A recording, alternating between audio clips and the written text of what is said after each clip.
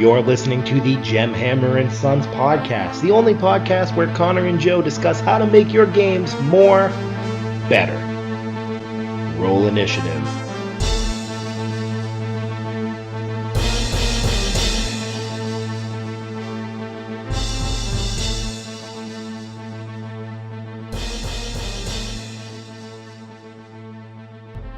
Hey everybody, Joe and Conor here with the first episode of the Gemhammer podcast. What is happening, wonderful internet people? Ideally, this will be a weekly sort of gaming podcast. Also, hopefully you get to see a little inner working of how game companies work. See? You know what? Here? Some people are synesthetic. Some people see sounds. I suppose. You shouldn't shame those people. Hey, all you synesthesiacs. Saturdays taste like blue. Saturdays do taste like blue. Synesthesiacs, please like, comment, and subscribe. This isn't going on YouTube, is it? No, it is going on YouTube. It is going on YouTube. If you are listening to this on YouTube and you have synesthesia and Saturdays taste like blue, please like, comment, and subscribe. We'd love to hear from you. The first synesthesiac who, is that the right word? I'm going to assume to like, comment, and subscribe and send us, yes, Saturdays do in fact taste like blue, gets a free imaginary purple Thursday. Is the Thursday imaginary, or is it just imaginary that it is purple? It's really making you think, isn't it? It is. And all those questions can be answered if you just like, comment, and subscribe, letting us know that Saturdays do indeed taste like blue to you. Most of you are probably at this podcast because, in the future, because we've become huge internet sensations and everyone wants to know how it started. Sure we are. Right. But besides that, the people listening as this uploads are most likely people from our Kickstarter, what do they call it? The backers. Backers from our Kickstarter. There you go. I got it, eventually. It took me 25 minutes, but I got it. And so we did the... Deck of many things. The deck of many more things. Oh, decks and decks and decks of things. All sorts of decks. Decks for original D&D. Decks that we haven't even told anyone what... we know what the deck of even more things does. We haven't posted what it does. So we want to be tremendously thankful to all our Kickstarter backers who made that a reality. The decks are actually here, like in the room we're recording. I'm looking at boxes of decks. They're a wonderful addition to my dining room. My wife enjoys tripping over them every morning. That's a new tagline. We're getting rid of more better game stuff, and we're getting a wonderful addition to your dining room or your D&D game. But we realized that people don't know much about us. From the first Kickstarter, they've seen our faces and heard my name. That's true. That you were standing next to me. And that I was standing next to you. And then people probably assumed that I was Conor because I kept putting my name at the bottom of things. And you send out all the emails and the weekly updates and stuff. Yeah. And I'm the other guy. So I imagine... Oh, also, I'm in the video for the second Kickstarter. Oh, yeah. The relaunch. Do you introduce yourself as Conor? I think so. Well, that was Conor. And I was not standing... I was actually standing next to him slightly off screen. But... my name is Joe. I work with Gemhammer and Sons. I am the sort of DM-in-chief. We have artists, of course, who make pretty pictures, and they're wonderful, great art, full color. Everybody loves them. And it's up to Except when they're not full color. What's not full color? Nothing that I haven't made full color shortly thereafter. So we have wonderful full color art, and it's up to me to make sure that it works in your game systems. So Conor will come up to me with this great idea for something for the deck of many more things, or even more things, or a tremendously greater amount of things, or whatever our next expansion is going to be called. Dear God. How many more things are there? And he'll be like, hey, in what systems does this absolutely break the universe? And I'm like, oh, don't worry, it's only 4th edition. No one plays that anyway. My apology to you 4th edition players. If you are a 4th edition player who thinks that Saturdays taste like green, feel free to like, comment, and subscribe. I started playing tabletop role-playing games. I played D&D 3.5 in college and fell in love with it. It was great and wonderful, and everything was amazing. I was going to our friendly local game store here north of Boston, and said, hey, I want to play D&D. And I picked up all the 4th edition books, because I didn't know nothing from nothing. Oh, you have the 4th edition books? No. Here's what happened. Did I never tell you the story? I don't think I've ever heard this story. Okay, so I'm at our friendly local game store, and I have a player's handbook, a DM guide, and a monster manual for 4th edition.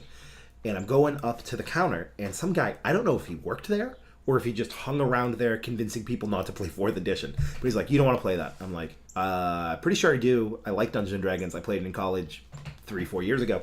He's like, no, this isn't Dungeons & Dragons. Here, it hands me the Pathfinder core rulebook. And that's it. I'm done. I have decided in my life that Pathfinder is the system I prefer. I do play some 5th edition. That's what we play on Monday nights. But I love Pathfinder. I put all my Pathfinder books on my bookshelf today.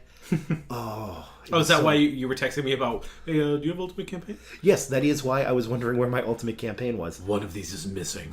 Because I have little labels. I found out how big the books were, and I put them down so I could... I am the least organized, super organized person you'll ever meet. I believe it. Right. You probably crawled over a pile of dirty laundry to get to this perfectly arranged D&D shelf. No, so I could get my bookshelf in... I got a new bookshelf just for D&D stuff. So I could get it in my bedroom. I took all the dirty laundry and put them into 3 plastic trash bags, which now live in my closet. So for those of you who can't see me, I just gave him the most, deadpan, really stare that I've ever given him. And you gotta know something about our relationship. That's most of our interactions, just me kind of stopping and what? Really? Yes, so everything has a place in my life. It's just none of it is ever in that place. That's the best way to put it. And that's how I got into gaming. I got Pathfinder and some buddies who wanted to play, and we played Pathfinder, and it was amazing. Connor, how did you get into the hobby? Originally, I was a big Magic guy. I played when I was a little kid. I think it was 7 or 8. My dad got me a Portal deck. Oh, so you're talking Magic the Gathering. I thought you Magic. meant bunnies out of hats. Sorry, and big rings. Magic the Gathering trading card game guy. And I knew about Dungeons & Dragons growing up. My dad had played it. And I always wanted to get into it, but I never found people that wanted to play. It was actually you I played my first game with, and through you, I've come to play the game and love it more than Magic the Gathering. But so actually, only in the last couple of years that I've really just been oh my god, this is just so much fun and imagination and rolling dice for statistical numbers, and that may be not fun for you. I really like to role play. That's probably my favorite part of the game, and it's the exact reason why I don't think you want me playing a bard ever again. I don't think I DM'd that. No, that's right. You didn't DM that. Okay, now I have to bleep that. Good. And Gemhammer came up out of the idea that I think how it started was we realized that there was not a deck of many things with spell effect on it. You had just started playing with the group we play now. And I wasn't playing with them yet, but you were talking about how there's 2 different magical decks of cards in the DMG. Right, the Deck of Illusions is the Deck of Illusions and the Deck of Many Things. And a company that makes card games does not make a Deck of Many Things that someone can just go to the store and buy. At the time, 4th edition was still pretty strong. D&D Next hadn't come out when we first thought of this. D&D Next. D&D Next! To not date us, that was an old reference when he made it. So, 4th edition was still pretty strong. The Fate decks were a thing. There's the Dragon Ante, 3-card Dragon Ante, whatever it's called. There are all sorts of decks in there. Yeah, there's the D&D, hey, this is a game they play in taverns in the Forgotten Realms. You should buy that. Dragon Card Ante or something. I honestly can't remember what it's called. 3-1 Marnie. 3-1 Marnie. That's a great Homestar Runner reference. So they're making card games. They're making Tavern Brawler, 4th edition, in between session games. They're making downtime games. It's wait a second. You make these things and it never once occurred to you make the in-game. No, use a table and a bunch of cards you pick yourself, or roll the dice to simulate drawing from a deck of cards. What? I gotta simulate drawing from a deck of cards? Yeah. Right. When you make Magic the Gathering, you have a person who prints cards for you. Probably a couple. Yeah. For those of you unfamiliar with Deck of Many Things, how the DMG says you're supposed to do it is get a regular deck of playing cards. Take out... half of them. Yeah, there's only 22 cards. So that you're left with 22 cards. And then flip over a card. It'll be the 8 of clubs. And then you look in the book. And the book says, the 8 of clubs, that's the thief. And then you look at a completely different chart to see what the thief does. And I hate it. I hate it so much because you know what it does. Person making the game. Yeah. You make cards. Person making the game. That's definitely something between Pathfinder and... I have that program that I make character sheets. I forget what it's called for Pathfinder because we haven't played in a long time. Yeah. But it always lists the page that magic spells and in what book I can find it. It'll be Ultimate Magic page 286. Right. And anything in Pathfinder is like that. I got the spell cards for 5e. For 5e. and it's like, oh, it tells you what page, and that's great. But the problem I run into is like there's certain things that it's like, oh, as though this illusion spell, or as though this spell had been cast. It's like, all right, that's cool on a magic item. What does that spell do again? Right. Hold on, let me rummage through this book and find that one spell. Right. And that's how I came to tabletop gaming. That's how I got Conor in, and that's why we are now making wonderful, both internet and physical content for all you wonderful Gemhammer fans of See, I've been calling Gemhammer. them wonderful internet people. Wonderful internet people. I had this idea that maybe like if Do you not read the weekly updates, Joe? I'm not gonna lie to you. I'm gonna put you on the spot. I'm not gonna lie to you. I read other things. So you look at the pictures, don't you? You skim it. Can I tell you? I don't get the weekly update. How do you not get the weekly update? How would I get the weekly update? It goes to we like Gemhammer is signed up for their own newsletter. Yeah, but that's like the company email. I don't get it. You get it. Okay. Like it goes to your. Never mind. Okay, how do I sign up for the weekly newsletter? If you wanted to sign up for the weekly update from Gemhammer, you Yeah. can go to gemhammer.com. Okay. And then A website I want to point out that I built and then you fixed.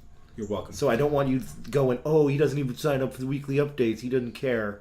Anyway, there's a button up the top that says newsletter. You can click there and sign up for the newsletter, and you will get all the cool information as it becomes available from Gemhammer Games. You know the worst thing? What's if that? If I were listening to this podcast, I'd go, oh, they were just saying that so that you could find out how to sign up for the newsletter. No, that is 100% genuine. I am like shocked and a little mad at you for not looking and reading the updates. Because we've had conversations where I'm like, oh, what did you think of that? And you're like, yeah, it's great. And now the truth comes out. Oh, wonderful internet people. Oh, wonderful internet people. Ruining mine and Connor's friendship one podcast at a time. I'm absolutely going to flip this table as soon as we're done. Okay. Well, if you want to do that, that's good. We have an ad break, and then we'll get on to what we did last Monday. Yeah. Woo, ad break. This episode of the Gemhammer Podcast is brought to you by the Gemhammer Deck of Wonder. Do you have a Rod of Wonder, or are you a wild magic sorcerer, or are you a DM who just needs a random spell effect to happen just whenever? Instead of rolling on a table and consulting the table, like we just talked about with the Deck of Many Things and how we don't much care for that, just get the Deck of Wonder. Flip over a card. Maybe you'll be transported to an elemental plane. Maybe everyone in town will love you for a weekend. Or maybe, my favorite, everyone everywhere will fall prone. 100 random spell effects to add a little randomness into your game. Available now at Drive-Thru RPG, the Gemhammer Deck of Wonder. Swords, sorcery, role-playing, math. It's time for Tales from the Table.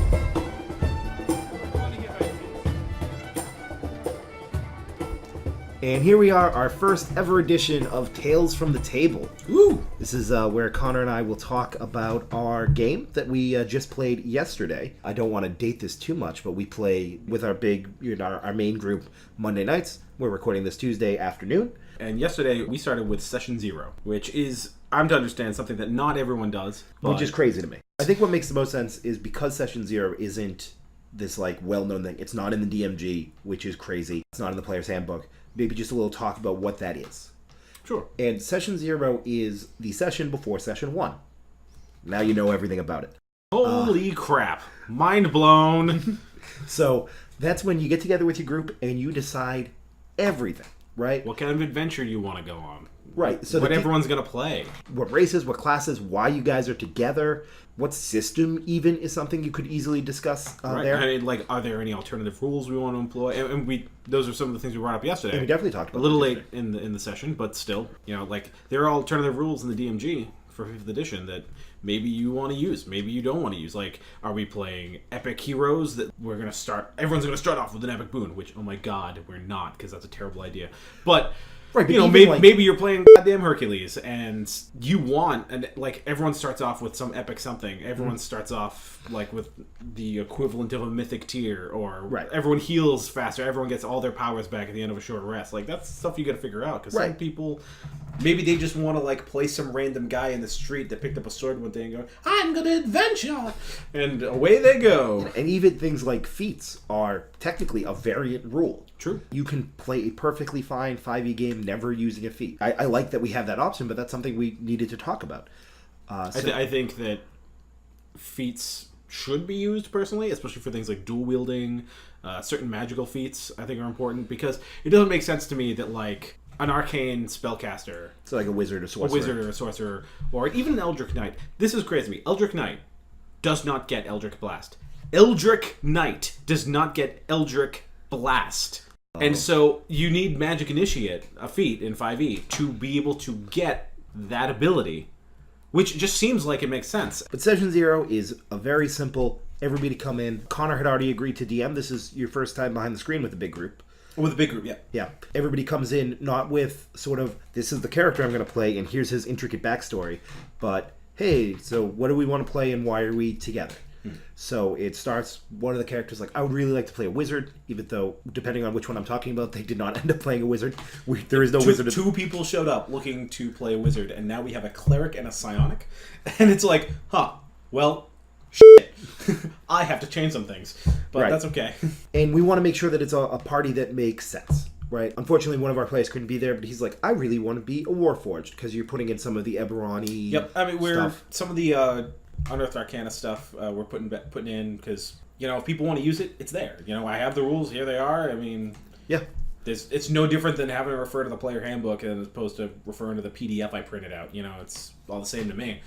Right, and it would be the same to me as well. I mean, as I get, Conor, you didn't play in the Pathfinder game we started with. You only played in the 5e game that we started after that. I believe it was D&D Next at the time. As I got more books, more options become available to you guys. Yep. Because I couldn't start off buying every single one of the books because them's is pricey. And there was a lot of stuff even with the last game when the Unearthed Arcana stuff started coming out. And Dom was like, oh, if Swashbuckler had been a thing, I would have done that right away. But it didn't exist. Right, it just didn't exist at the time. And I mean, that's being on the cutting edge of a new game system. Sure. And it's cool because it's all available to us now. I'm sure in like 1997, no one was like, oh man, if only this existed in second edition. Oh, wait. Right, here's 3.5 now. Everything's fixed. Fixed. You want to tell us just a little bit, because we're going to do this Tales from the Table every week, so people are going to sort of like follow the adventures of this party. And as the DM, you want to tell just a little bit about the world we live in? Sure. So we play in a world called the Suffering Coast that is loosely based off of metropolitan Boston, just made fantasy. It should point out that we are from Boston. Yes. It's not like we're out there in Anaheim going, you know, it would be a cool place to play. Fantasy Boston. It's like we had one player who's like, this D&D would be great, but if only it was more like the town. Can we make it more like the town, please? The Suffering Coast is metropolitan Boston, just like set in a weird combination of Westeros / Lord of the Rings. And right. If Boston were, this is how I was explaining it to people, if Boston were somewhere in between Mordor and the Vale of Arryn, you know, if it was right between Westeros and Middle-earth, that would be the Suffering Coast. So every town is its own kingdom, and they have their own kings, but of course the guy in Boston, hub of the universe, he's the super king of super everywhere. Yep. And actually his title might actually be Super King. Super King. Yeah, he's a Super King. It says it on the back of my Red Sox jersey. No, I believe they're the Crimson Greaves. The Crimson Greaves tournaments. Whoa. Yeah. And you know, all the towns have sort of fantasy-ized names based on either their high school football team or something true about them. Yeah. About that town. Or like a couple of them was like the name of the rivers that run through the town or right. whatever. But it's something that like if you're from Boston, you get. Just because, like, I mean, you go 5 miles out of the center of Boston, you're 6 towns away. Whereas, like, if you're 5 miles out of the center of New York City, you're still in New York City and still in the center. So, you know, for people that are written around Boston, like, a lot of people would get the very self-referential, like, this is basically our town, just fantasy. But we were introducing some of the Eberron stuff. So this is a couple hundred years after our sort of high fantasy adventures. And I believe when you guys started, there was very low magic in the world. Right. And as you guys have played, and then in the second campaign, like, more and more magic was introduced. And the reason I saw for the Eberron stuff was there was a call for, I just want to, like, go out to, like, the secret temple and get, like, the magical relic and bring it back. And it was a very Indiana Jones style explanation. Right. And Our last two adventures that I DM'd were very much save the cheerleader, save the world. Yeah, epic fantasy where, like, we are the group of heroes chosen by destiny to go forth and save the kingdom from this very specific threat that we know what we're doing right from the beginning. Right, and the guys in the group, myself included, because I'll now be playing a character. That's right. We're like, we don't want to do that anymore. We want to go under the great temple of Calfek and steal the wonderful sickle spear of Calfek and sell it to somebody and make money and use that to buy food. And the way that actually started was we did that one-shot game where me and Dom were dwarves. Are you saying Dom as in Dom from Wicked Good Gaming? Yes, I am saying Available Dom. at wickedgoodgaming.com? That's him. The very same Dom as Dom at Wicked Good Gaming. Excuse me. We were playing that one-shot where we were a couple of dwarves. I remember this, yeah. Yeah. And so what it was is I was a dwarven bard who plays bagpipes, Cad McFab Plaidbag, and Dom, I can't remember his character's name because he, like, never played it again. Like, I played Cad a few times, but he was a fighter, I believe. We went from being just two random guys, like a bard and just a fighter in what's roughly Cape Cod. And it's like, all right, you guys gotta, like, find a way to get a ship and get across the ocean to go help your friends. All right, cool. And we arm wrestled and chased and bluffed and stole our way to being the leaders of a thieves guild and having a damn armada of airships. It's so hard to explain how it happened, but you're probably like, well, like, over the course of, like, several sessions, I can definitely see you, like, climb the ranks. No, this was, like, over the course of an hour and a half. Like, we didn't even play a full session. It was amazing roll after amazing roll after amazing roll, and before you knew it, we were like, I'm the Admiral of the Flying Legion of Red Ships. Yeah, I'm Wing Admiral Cad Thad Plaid McFag Flag. So close. You've never said that name once correctly. I don't believe I have. I've never seen it written. How am I supposed to remember something I've never seen written? I guess I'm going to have to write it down now. I got some paper in here! Paper? No, it's fine. As though there's anyone else here who could would you like a piece of paper? You have I have paper in front of me. So after that adventure, we had so much fun with it. It's like they wanted a little more, like, just we're in the world. Not we are the center of the world, but more that the world is happening around us. And what we choose to do is what we choose to do, and consequences be damned. So we introduced some of the Eberron stuff to bring a little more high fantasy into it. Also because we had it kind of left off in a place where it would make sense for that higher technology that kind of exists in Eberron to suddenly be making an appearance in our world. But it was sort of agreed we didn't want to play in a steampunky trains. No, I didn't want it to be just like absolute steampunk, but I did want to like because there was very little high magic there in the world. Like I don't see why there can't be robots. Bringing them into the world and letting Johnny run around as a Warforged Mega Man hybrid thing. All power to. The game that we're going to play is pretty much just here's a bunch of guys that are working together and doing odd jobs, and the world's going to be happening around them, and I'm going to see what they do. And the group is, we have Phil, who was in the first Gemhammer Deck of Many Things Kickstarter video. That's right. He was the one without lines. He was the only one without lines, but he was the most expressive. Yes. Loved him in that. He will be playing a core rogue. Yes, which is from the Plane Shift Magic the Gathering 5th edition crossover thing. Right, which is available on Dungeon Magazine, Dragon Magazine. How would they get that? Dragon Plus is the app. It's on there. It's also just on the Wizards website. Oh, cool. You can get the Plane Shift. There's also one for Innistrad, which is another magic thing. Yeah, another magic campaign setting. But my understanding, and I think this is what Phil's understanding was as well, is that they were like cliff elves, right? Not exactly, but close enough. Right. They have a natural climb speed. You know, he gets a thieves' can't. But it's like a thieves' can't. It's silent speech. It's like silent language. speech. It's like hand motions and gestures and winks and nods. It's baseball coach for dummies. Which, thank God, someone else in the party can speak it, because that's gonna be super useful for him later. Who else can speak it? No one. Don't yell at me. Half elves get one language of their choice. Really? And you didn't pick that one, did you? I did not. I picked No, Dwarven. you didn't. So he's playing a core rogue, so that climb speed is definitely going to come in handy. That's going to be great for him. He's not going to need like Cloak of the Arachnid or Spy Climb boots or any other slippers. He just Spider climbs. Climb. Yeah, he just has it. Maybe we'll give him something down the road that like increases that climb speed. Or with Cloak of the Arachnid, you can still climb up a sheer face that you wouldn't be able to do with just a climb speed. But, very interesting. Because he's a core, and they care really deeply about their clans and whatnot, he has this sort of, I'm just going to get this money doing these odd jobs and send it back home. Right. Whereas everyone else is like, all right, we're also introducing downtime activity, which is something we haven't done in previous campaigns. So people are like trying to figure out, what is my job going to be like? What's my day job when I'm not adventuring to like pay for my apartment? He's like, no, I live in like a van down by the river because all my money goes home to like support my people. Right. I will set a trap and catch a rabbit and eat that. Yeah, which is really funny because they're going to start off in like this huge metropolitan area. There is no catching a rabbit or like it's like I'm going to catch a dire rat down by the river. Problem solved. And then we have Johnny. He is, if you have a website, Johnny, we'll plug it. Just gotta let us know. He's our good friend. I don't know why I'm asking him on the podcast.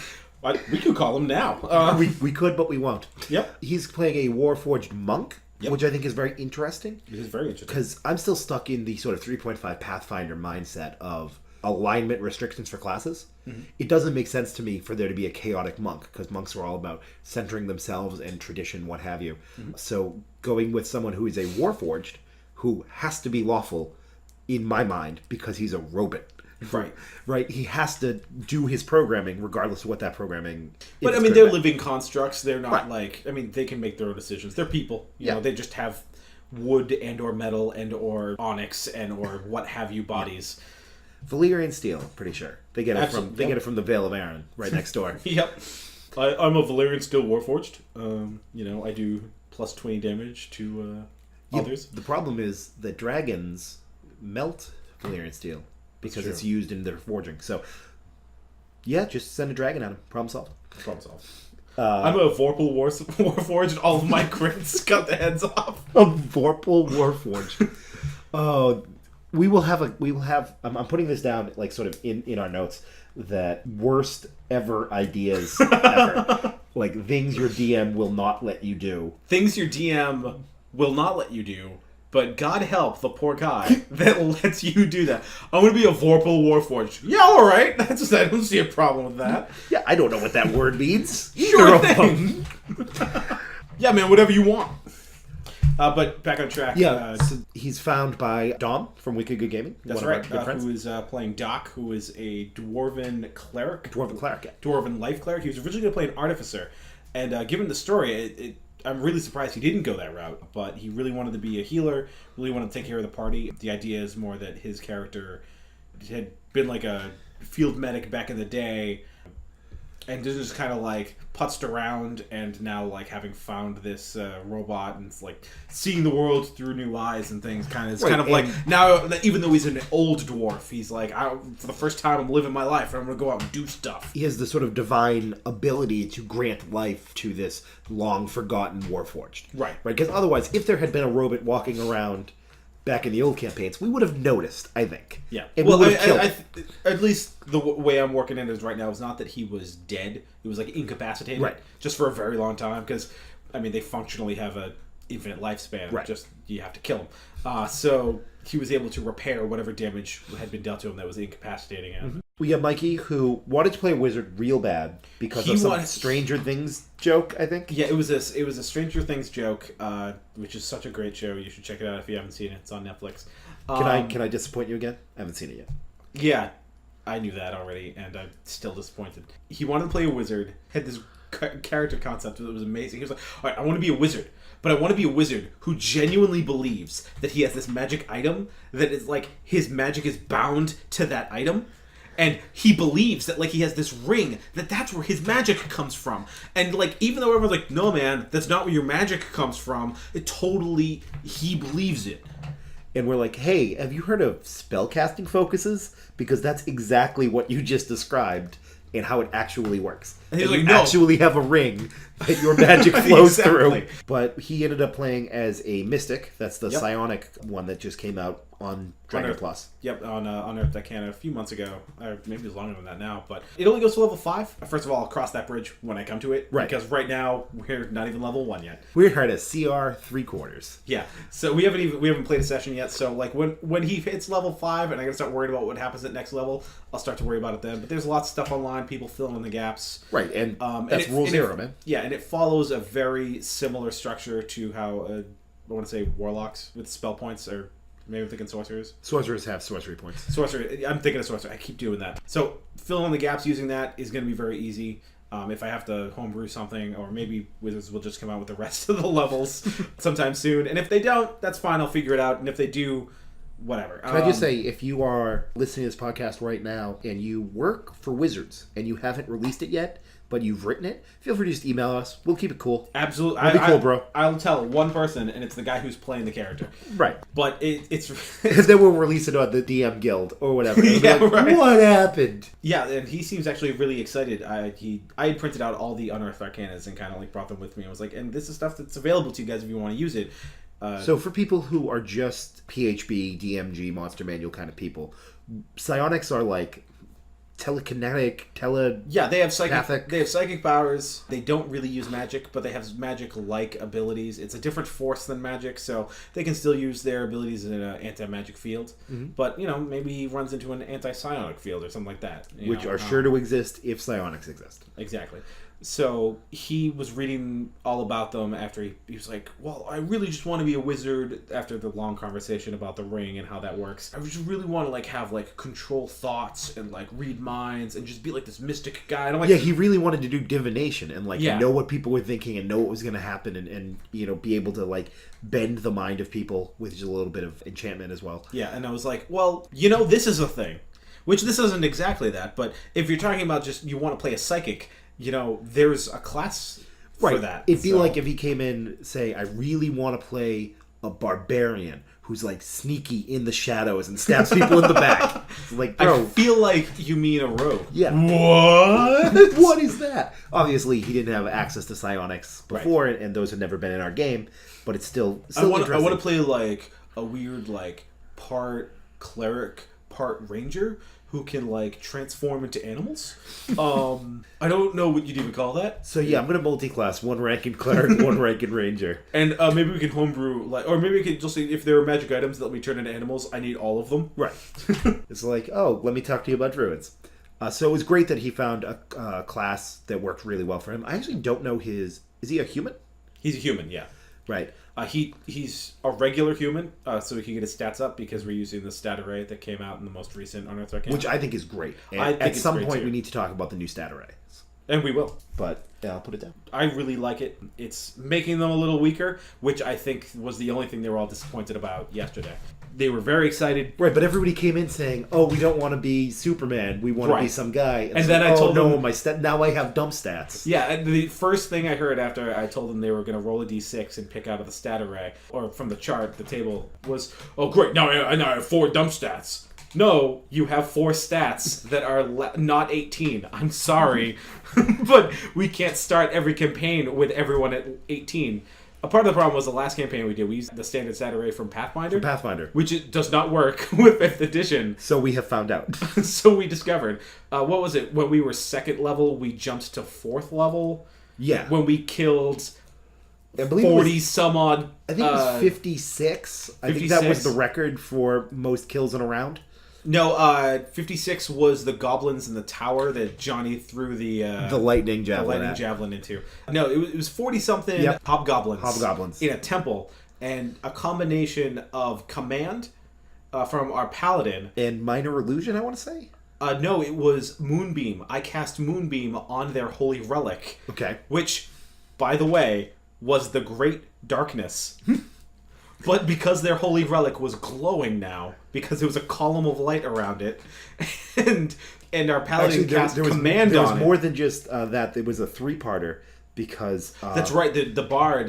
the bard found out who the most feeble-minded of the hobgoblins was. That's right. So to the cast- command would work better. Yeah, and so we convinced the most feeble-minded hobgoblin that he was the chosen one. And they all, he's like, I am the Messiah. And they stood up, and their giant statue of their god was glowing a vibrant light. And so they all ran up and started touching it, which, of course, it burned them because it's a moonbeam. And they didn't care. And so we're like, what do we tell them to do? Tell them to kill themselves. Is that going to work? And you made him roll some check, but it was like a crit. Right. And so now there's 40-something hobgoblins. The check was a persuasion check from the feeble-minded, 0 charisma, I think it was a -2 charisma hobgoblin, to convince everyone to throw themselves into the aboleth pit. Yeah, and they did. And they did. And that hobgoblin NPC crit. And, 40-something hobgoblins, and, hey, you're level, and that put you're me, level 4 now. That put me, Rob, and Johnny ahead of everyone else for levels for the rest of the campaign. Are you saying Rob from Wicked Good Gaming? I am saying Rob from Wicked Good Gaming. Who no longer plays with us, sadly, moved away for school. Yeah, but he is still at Wicked Good Gaming. You can check out his stuff. It's really great. And I am playing a half-elf bard. Now, Rob, who we were just talking about, had played a bard who was a very different kind of a bard than you're probably thinking. All right, so he played a halfling bard that he wanted to play a Dirt Singer for Pathfinder, but... Dirt Singer actually 3.5. A 3.5 Dirt Singer, but that doesn't exist in 5th edition. So he was like, well, just give me a ton of necromancy spells, because my long-term goal is to become a lich. I feel like what you want here is a necromancy wizard that just happens to play a lute, is how you would normally do this. Your spell casting focus can be a lute if you want to, play bass lute. He played bass. A bass lute, that's right, which makes perfect sense. And he ultimately... Which is an instrument that exists. Yeah, and so he turned into this emo bard, which is hilarious, but problematic. Right, and that said, great character. His name was Sal, loved him. He was actually one of the strongest characters in the game. We'll talk about him for years. Yes. But maybe not a bard. But, in my mind, he wasn't a bard, he just thought he was. Right, he was a necromancer who sang songs. Yes. I would play my bard song, and it was Evanescence every time. Yeah, it was Bring Me to Life. Great song. Wake me up. See, now we're going to get content ID when we put this on YouTube because your impression of Evanescence was so good. But I'm playing a very much more traditional bard. Can't wake up. Thank you. Traditional bard. Playing a much more traditional bard. Half-elf, all the skills in the world. Playing songs to buff the party. Just a guy who plays a lute. And actually did I tell you this? I spent my last 2 gold pieces after I bought the crossbow. You didn't tell me what you spent the last 2 gold pieces? I bought a flute, too. Oh, did you? Yeah. That's amazing. So I took the entertainer background. So you have a lute, a flute, and a harp. A drum. And a drum, yes. And a drum, that's right. Yeah, I am proficient in harp. But you don't have one. But I don't have one. That's okay. Yet. Okay. Right. Because here's the thing. Listen, here's the thing. You want to have every instrument in the world? That's fine. You're going to have some bad problems later when you guys are trying to carry the chest of gold out and you're encumbered from the player piano that you have strapped to your back. See, here's the thing. I would need to spend my downtime to get proficiency in another instrument. Mm-hmm. So I'd be fine. Because I don't... Well, first of all, you don't play a player piano. The piano plays a player piano. So... But I can't get... I would need to spend my time learning piano, and that's a waste of time. I know 4 instruments already. That's true. Because bard and entertainer, you get 2 instruments, but you get proficiency in 4. So that's definitely... and through half-elf and the bard, you get proficiency in, I think it's 5 skills of your choice. It's not like wizards and barbarians where it's 2 of these and 3 of those. It's hey, pick 5. And I have chosen the int skills because we don't really have an intelligent... We do have a psionic whose main stat is int, but Mikey is great and I love him. He just hasn't played enough to know what questions to ask with his int checks. Right. So he would have Arcana checked off. Mikey's got a great imagination, and I really, really enjoy playing games with him. Oh, you are going to hear... There's going to be a special subsegment. What Mikey did last Monday. Right. Of Tales from the Tables. With, here's the craziest thing Mikey decided to do. Right. Do we know his... Oh, he's Wall the Wise. That's his character's name. Now, he's playing himself. He's, we spent forever talking about, hey... I don't want you guys to feel limited by the system. I don't want you guys to feel limited by what I've presented to you. I want you to build the character you want to play. I want, a lot more role playing than we've done in the past and a lot less min-maxing. Don't worry that you're going to be underpowered because, I do billion damage per hit. Well, that's not doing you any good when everyone winds up in the harp playing contest. Right. 3 sessions from now. Like, well, great. What do? We all have battle axes. No one knows how to play the harp. So play the character you want to play. And he went off on this tangent about role-playing and how important it is and playing the right character and, we're actually playing your character. And then proceeded to name his character after himself. And then I gave everyone a questionnaire to get a little more information about their character. Which I thought was awesome. This section is supposed to be about Session 0 and how great it is. The idea of the questionnaire was amazing. It had all these questions about what do you do at the bar if you don't drink? If you do drink, what do you like? If there was a hobby you could learn, what would it be? And it really got me to think more deeply about my character than I think I ever had at a first couple sessions thing. And I got some really great stuff. Dom had given me some great stuff about his character, and Phil wrote some really deep stuff that made me think that he was really starting to get into the head of his character.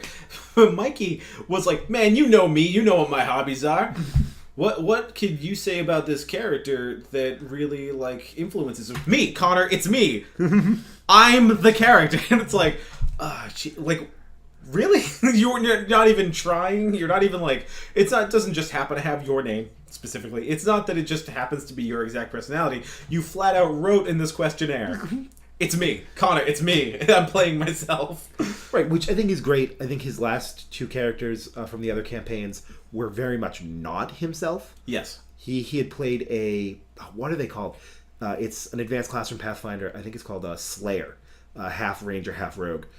Which is not Mikey at all. He does not care about the woods, and he is not quiet and sneaky. No. But this idea of I'm going to climb up to this corner and shoot this bow, and nobody's going to know where it came from. I really wished that he had played a barbarian, because that's what jumps out in my mind when I think about him. That's his play style. That he just rushes headlong and is raging and just doing crazy shit. That screams Mikey to me. Oh, and part of Session 0 as well, because this is the podcast you listen to hear interesting stuff about Session 0. Which, to be honest, we haven't talked a lot about. We've gotten a little bit of the characters and stuff, but... Right. But one of the big things is, why are you guys hanging out together? Yeah, that's super important. Or I felt it was super important for what I was doing. To run the campaign, And that's something we had a problem with last campaign, I felt, because you guys were doing a sequel campaign to a campaign you had already done. And it wasn't meant to be that way, but at Session 0, when everyone came in with their character sheets done, it became that way. Yeah. So whether it was supposed to be that way or not, that's what it was. And 3 of the people playing had characters that were the children or grandchildren of the characters they played last time. Mm-hmm. And one of them is Crowned Prince, and one of them is the Young Lord, and one of them is the High Paladin. And even though they're level 1 characters, everyone knows who they are. No one would be dumb enough to not give them food and lodging. So, the idea that we would have a face man, which kind of is how we got around the fact that our bard wasn't a very good face man, was it doesn't matter that the barbarian who grew up in a palace has, a charisma of 0, because everyone's he's the prince, man. We gotta give him a place to stay. We gotta give him food. We gotta help him. Then me coming in as a new guy, and then Rob and Phil playing 2 totally different characters who are not connected to this in any way. It was really hard, and it was especially hard for me coming in new.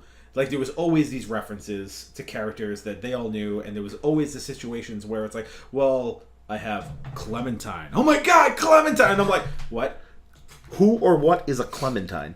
And a problem we kept running into over and over again is my character was there because everyone had their characters ready, and I said to pull something out of my butt. Right.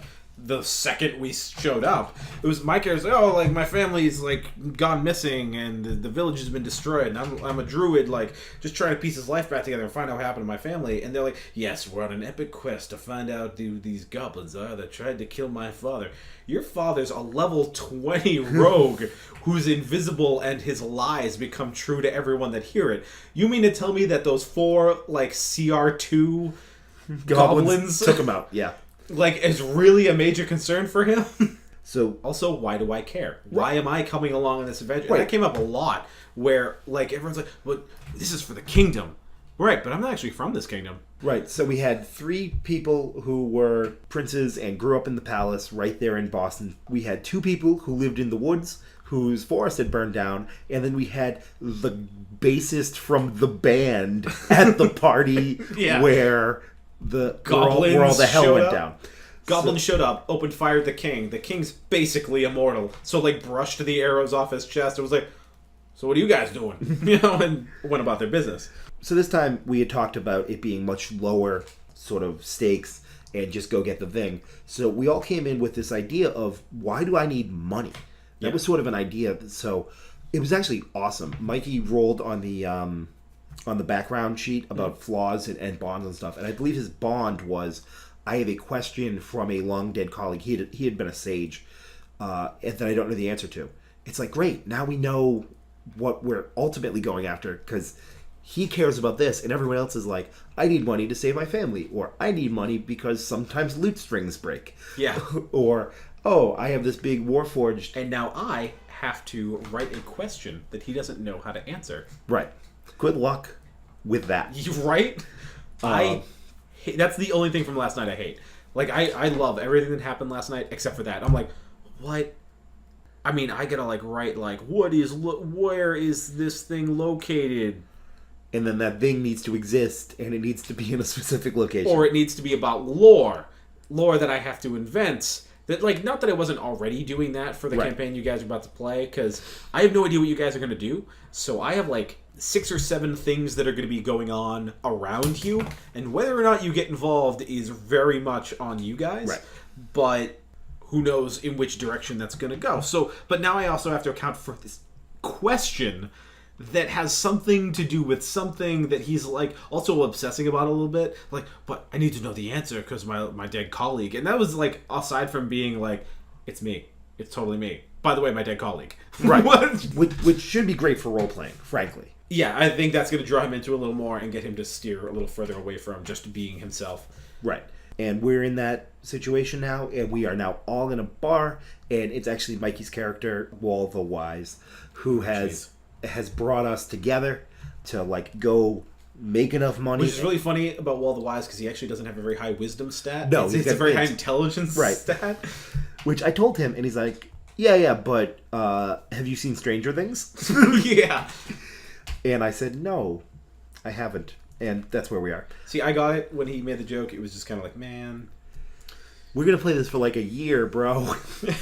I don't think this joke is going to sustain us. And that's where we are at. Right now, all I know, I am playing at a bar. Doc, that is Dom from Wicked Good Gaming. That's right. That's Dom's... We got to stop plugging him. He's not giving us anything for this. Dom from Wicked Good Gaming is playing Doc, who is like, I just hang out at the bar because I'm a grizzled old man who doesn't want anything. And well, he has the craftsman background or whatever it is from, or the clan blacksmith, whatever it is from Sword Coast Adventures. Yep. So he's downtime activity is going to be making things to sell. Right. So he knows me from town. I know him from town because I'm always playing there. And he has access to this Warforged. And Phil's character is like, it's like sarcasm, but it's like Sarketh Shadowstar. Is that it? It's something. Sarketh is like the family name, and Shadowstar is his actual name. Oh, so it works like Yao Ming or... Yeah, exactly. Okay. So his name is actually Shadowstar. Oh, that's cool. So Sarketh Shadowstar is a rogue, and we have this idea that people around the bar that I play my music at are all like, hey, he's the guy. Don't, if you need someone killed or something stolen, he's your guy, but don't worry about it. Otherwise give him a wide berth. And then Mikey's character is just straight up like, I'm going to put a group together and we're going to start robbing banks, or we're going to start going into treasure we're going to be treasure hunters, and we're going to go save the princess if that's what someone's paying us to do. And so you've got this guy looking to form a group, going into sort of this adventurers bar, and who's there on stage singing about all these great stories of adventurers. But, my bard's name is Gregory. We didn't go over that. Oh, that's right. Your bard's name is Gregory. He's the patron saint of musicians. Johnny's character is a Warforged monk named Apollo, who is the god of the sun. Oh, is that true? That's true. Well, I knew that Apollo was the god of the sun, but is he named because... I don't know. He's probably named after Apollo Creed, for all I know. I assume that he's named after Apollo Creed, Apollo Crews, the Apollo moon landings, and then Apollo the sun god. That's just my understanding. You're just mad that your saint got one-upped by a god. That's what all that is. Yeah, that's it. Yeah, you're right. How could I be so wrong? So Wall the Wise comes in. He's like, oh, he's hearing all the stories about who to come to. And then it's, oh, let's get these grouped together. Let's make this work. Sort of your takeaways for Session 0, your TLD listen version of Session 0 is it's great. What you want to focus on is what kind of game you want to play, what kind of characters you want to play with, why they are all adventuring together. And then, because what you don't want is everyone to roll their own character and you have 3 fighters and 2 barbarians. And now there's no one to heal, there's no one to buff, there's no one to sneak, there's no one to talk. Any last comments on Session 0? No, Session 0, it's important. You should do it. Excellent. We will talk about our main topic. We've been talking for an hour and a half, but we will talk about our main topic after the break. Hello there, wonderful internet person. Joe from Gemhammer & Sons, but you knew that. You've been listening to me for about an hour.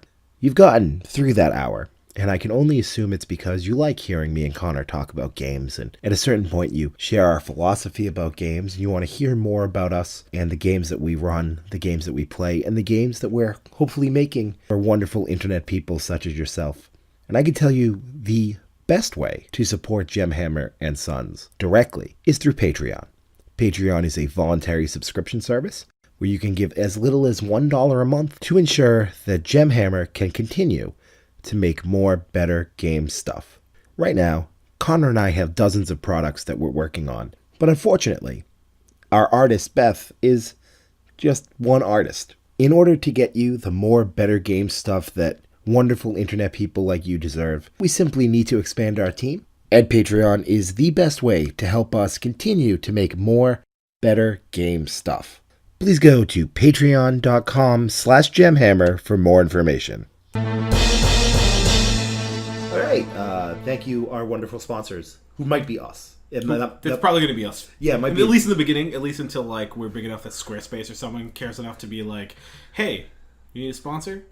We sponsor people on YouTube. That said, I'm not going to say anything good about Squarespace, except to say that we use Squarespace. We do use Squarespace. And we will tell all our wonderful listeners about all the wonderful Squarespace products if you send us a check.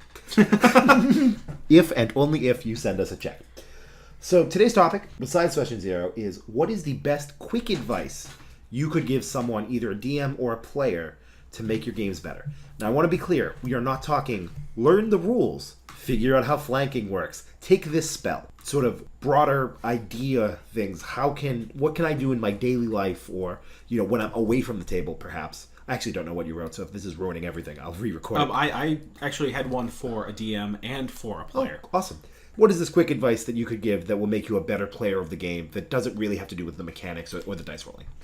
It sounds silly and really obvious. Write everything down. And part of this goes with a story. The last campaign we played, we had this situation where this campaign was going in one direction and then it just quickly jackknifed and went in a totally different direction.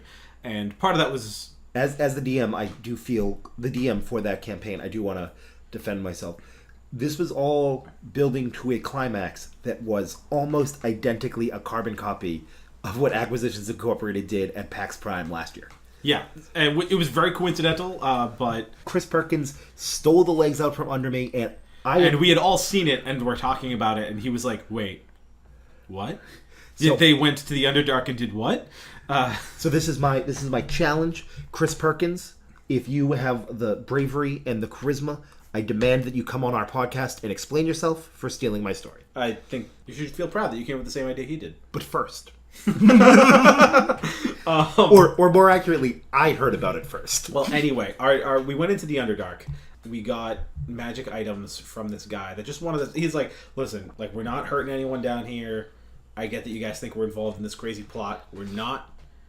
I'm going to give you each a magic item. It doesn't matter what fights you've gotten into so far. It doesn't matter what problems you've had. We're calling a truce. I'm going to give you each a magic item. And I'm going to give you this magic pearl that you can use to contact me directly. And I'm your greatest ally down here. I'll have an army of drow and Smurfeblin coming to your aid when you need them. The problem, and the reason I'm saying write everything down, is I'm the only one that remembered half of what happened in the early part of our campaign. I would bring stuff up constantly, and everyone was like, "What on earth are you talking about?" And so, for example, as a throwaway gag, we had a +1 blue and a +1 green. And I don't even, honestly, I don't remember the one that's saying, "Are you going to remember everything and write everything down?" I don't remember what the gag was, but somehow I went up with a +1 blue and a +1 green on my character sheet, and that resulted in us creating +1 war paint, which actually was available as part of the Kickstarter as a free, like, hey, you guys got achievements done, so here's your magical war paint. But we had this magic pearl that I remembered we could contact this cleric who's like down in the Underdark and has an army of guys that like are our allies. So later when we get embroiled in this elaborate war and we need troops to like back us up, I was like, hey, Mac, get the pearl and we could call that guy. And everyone will just straight up, what are you talking about? When we went to the Underdark, we met the guy, he gave us the pearl. When did we go to the Underdark? Like 6 months ago. Like in the game? No, in like real life. In like real life, 6 months ago. Like last September. So later, like 2 weeks went by, and all of a sudden, I don't even remember the cleric's name. Mr. Write Everything Down. His name was Jeffrey Browncloak. Was it Jeffrey Browncloak? Yes. Because that was the one thing I didn't write down. I wrote down, like, Cleric in the Underdark. Yeah. Army of Drow. All of a sudden, like, 2 weeks later, after we had this, like, the huge, like, thing, Mikey just goes, hey, I have, like, this pearl of Jeffrey Browncloak. What is that? Guys, it's a thing! It's a thing to call the guy and get a bunch of drow on our side. And he's like, wait, was that when we all got our first magic items? Yes! Oh, that time we went to the Underdark. Oh, that time we went to the Underdark and met a cleric and got all those magic items. And so the reason is because you'll never know when something that, like, actually happened in your campaign could be used to your advantage. You know, you'll never know when, like, just, like, some throwaway NPC could be useful to you later. It's like, we met someone that works at the library, and then, like, 6 months later, it's like, well, we got this magic book that no one, like, can decipher. It's like, well, wait, we know that guy at the library. Maybe they can point us in the right direction, and you go and see that guy. Maybe he's not the guy to translate it, but he can send you to the person that can. Right, or maybe this book is a thing of unspeakable evil. We need to hide it somewhere. Well, who can hide it better than in a pile of books? Hide it in plain sight with all the other ones. So that's great advice, the idea of keep track of like everything that's happening to your character, because for you it may be like 6 months since you last played a session, but I mean, how many days pass in a session? 1? 2? If it even a full day passes, right. For your character, it's been a week. They'd remember that the guy they met in the Underdark last Thursday.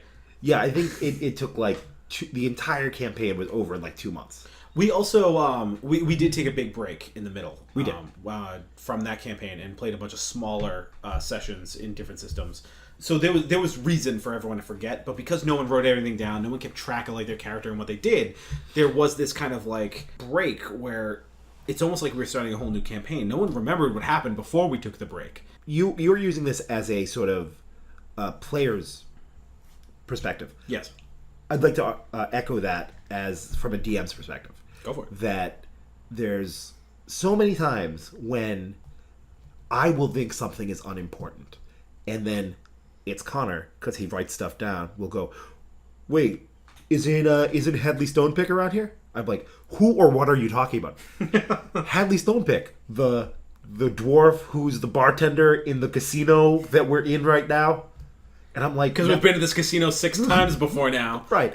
And now I'm like, oh, no, yeah, there he is. And I don't remember who he is or what it does. But, you know, as a DM, you are building a world. There are trillions of things that exist in the world, and 5 of them are being played by the guys at the table, and the other trillions minus 5 are being played by you. If a volcano comes off, that's you playing the volcano. And understanding simple geography, I think the map that was made for us was great. Yeah. That was really, and you know, the map of eastern Massachusetts that we then just wrote on top of. Right. And, although Johnny actually made a really nice one. Gorgeous. If you're playing in Faerun, if you're playing in Galarian, you don't have to deal with this so much. Greyhawk. Yeah. The known world. But, you know, for Hysteria. Us, it's very useful to know this is that and this is that. Definitely having to write stuff down to keep track of just what's going on. Yeah. Right?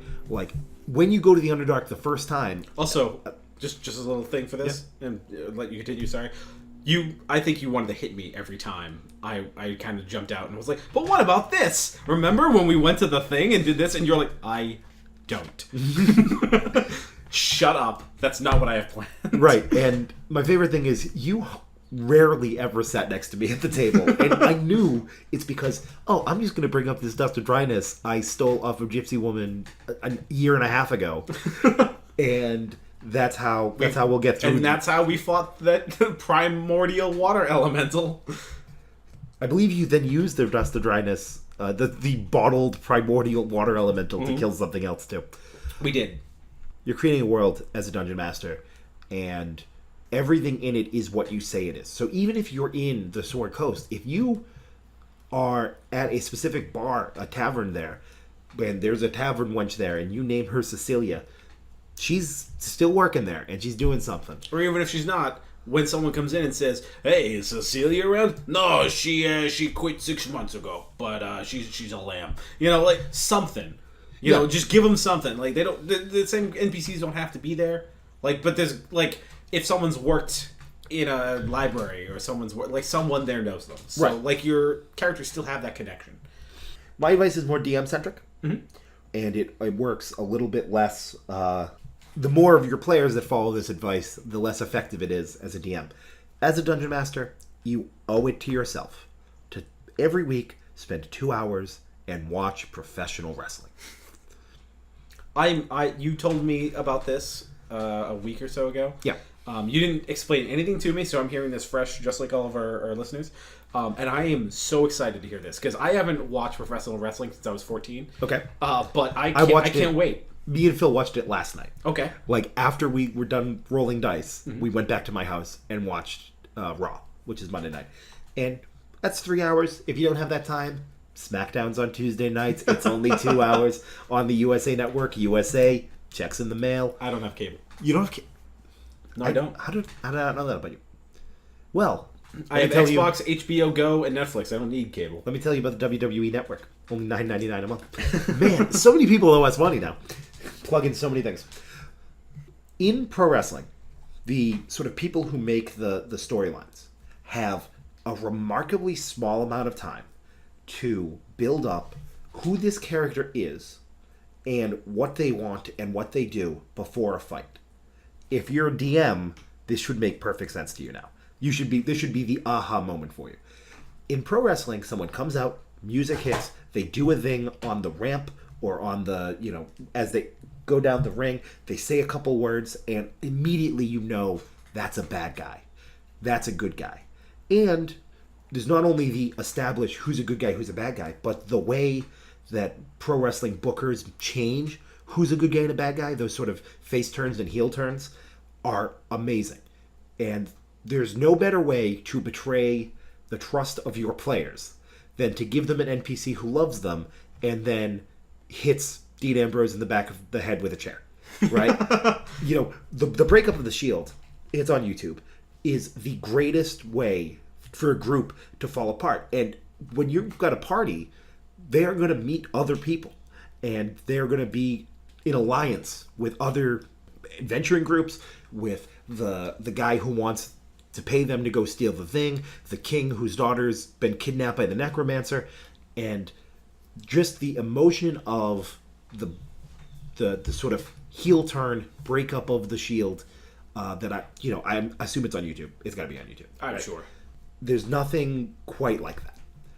And if you get those skills, the skills that Vince McMahon has of showing, okay, here is what good guys sound like, and here's what bad guys sound like, and here is how you get across immediately if someone is super strong or maybe they're super weak. I'll give you an example from the last couple weeks, Tuesday nights. There is a female wrestler that just got called up to the major leagues because they have like a minor league system that's only on the online network. And they tried to push her as a face, as a good guy, someone that the crowd would cheer, but they weren't having it because she's not particularly good at wrestling. Her name's Eva Marie, for those of you smarks who also play D&D. They had her come out to wrestle a face, a good guy, Becky Lynch, the Irish lass kicker, which is such a wonderful pun. And the first week, she came on the turnbuckle. This is her first in-ring entrance. And she came down on the turnbuckle in a weird way, and she hurt her leg. And they canceled the match. And the next time she came out, and she had a wardrobe malfunction, and her top was coming off, and they canceled the match. There is no better way for... I know. Joe knows that this is a performer and I'm supposed to hate her. But oh my god, I want someone to hit her in the face so badly. There has never been a villain, except for people who have literally killed my family in RPGs, that I have more wanted to see get their comeuppance than this, like, 25-year-old, athletic performer. Because she keeps getting out of these fights. And also the getting out of the fight thing, right? Heels, so that's wrestling talk for bad guys. Heels will always hold on to a title belt by running away, right?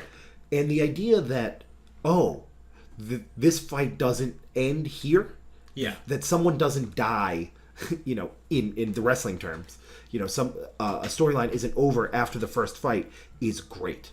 If you want to build up a villain over time, having your party frequently see them, and the villain either best them, so maybe you build this dragonborn sorcerer who's level 16 and you don't want them to be able to fight them until level 16.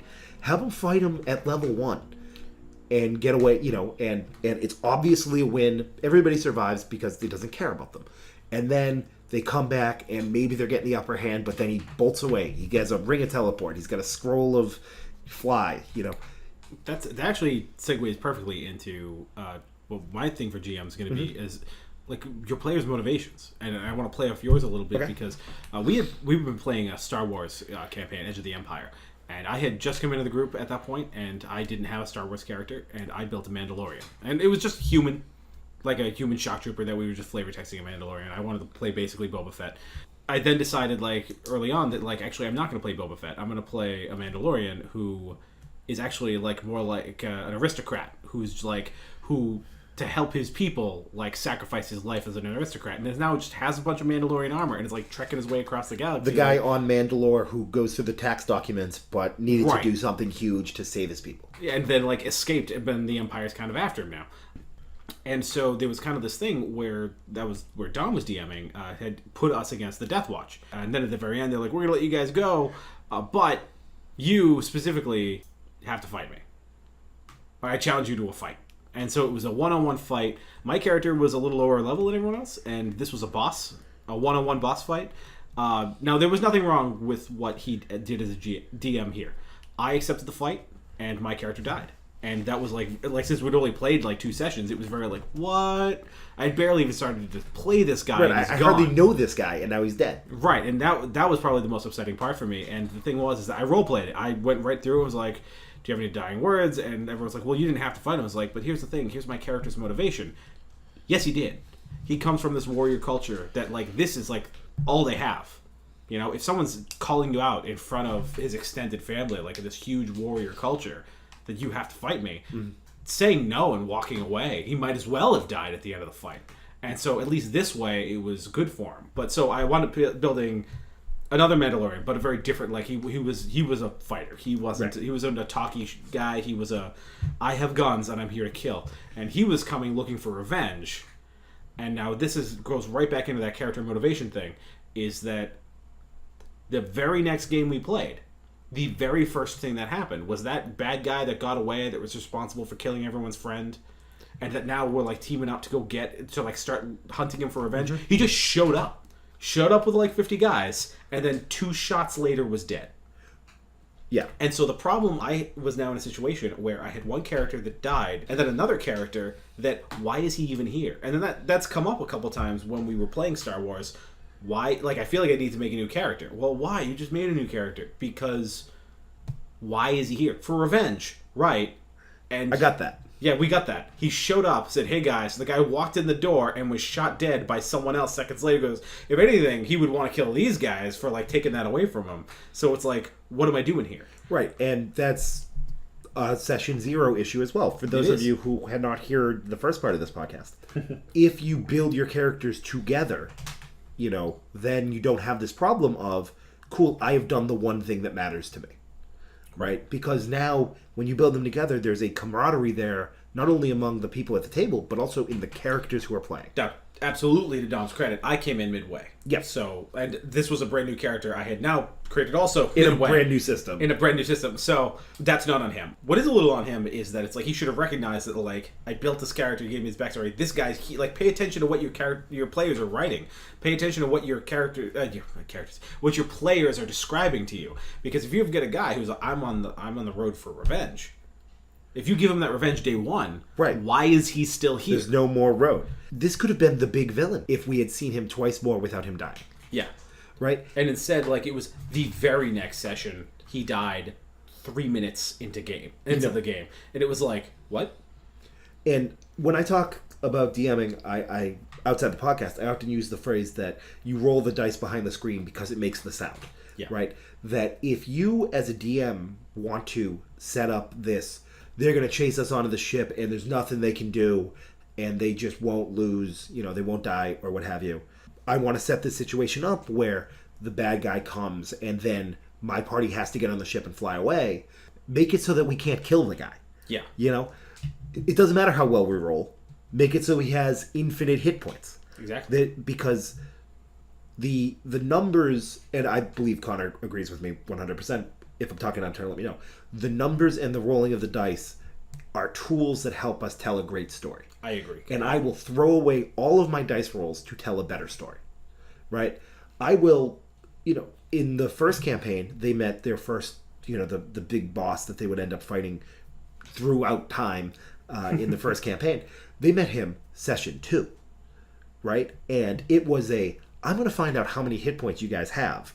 And I'm going to take all but one of them away with every single sword swipe, right? And all but 1d4 away, I think is what I did, so that it wasn't very clear that I was doing that. But I want to set this guy up as a big threat. So I put him in, back to wrestling, in a squash match. I put him in he's just going to come in and wreck shop and destroy everything, right? And if you have a big, burly fighter who's your good friend, but you want to set this wizard up as a real threat, have him one-shot the fighter with some spell. Yeah. There's no reason why you can't do that, because as a DM, no one's going to get upset at the table if an NPC dies. True. And in fact, I think I've already actually added this to the stuff to talk about later. Character death, we got to talk about. Absolutely. How that matters and what's important there. But yeah, those 3 quick pieces of advice: write everything down, care about your players. Conor had good ones. I had watch pro wrestling. Because you will really understand what it takes to be a good villain or be a good hero immediately. And right. I absolutely agree, and I'm going to go and I'm going to learn all about that by watching some pro wrestling on YouTube. Yeah. All right. So that's it for us. This will be up every week. Those of you who are seeing it on YouTube, feel free to leave comments. We will try to address those every week, in the place where we introduced ourselves instead. Also, if you're listening on a regular podcasting device, feel free to follow us and tweet at us on Twitter. Like, comment, subscribe. Yeah. At Gemhammer is where we're going to be doing most of the, hey, we're recording a podcast tonight. Does anyone have any questions? Any comments about the things we said? And we will catch you guys on the entrance thing that we always say every week. Exit thing, not the entrance thing. We don't have one of those yet. We don't? But that's okay. We'll see you guys next time. Toodles.